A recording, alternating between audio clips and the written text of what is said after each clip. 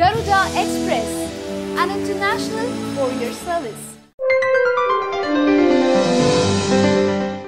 కథ ముగిసింది.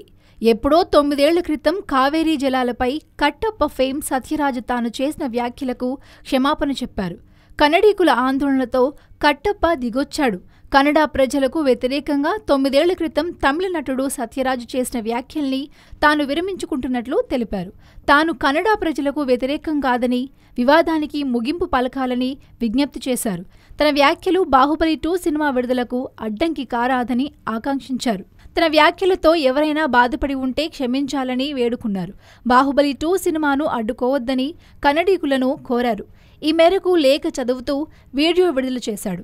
తమిళ ప్రజల సంక్షేమం కోసం మాట్లాడుతూనే ఉంటానని, సినిమాల్లో అవకాశాలు పోయినా లెక్క చేయనని చెప్పారు.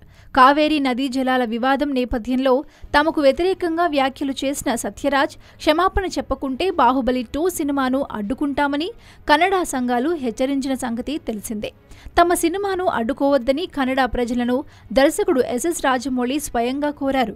భారీ వ్యయంతో తెరకెక్కిన తమ సినిమాను అడ్డుకుంటే తీవ్రంగా నష్టపోతామని తెలిపారు. రిలీజ్ అడ్డుకుంటే అందరూ నష్టపోవాల్సి వస్తుందని, బాహుబలి తొలి భాగాన్ని ఆదరించినట్టుగానే కన్నడ ప్రేక్షకులు బాహుబలి 2 కూడా ఆదరించాలని విజ్ఞప్తి చేశారు.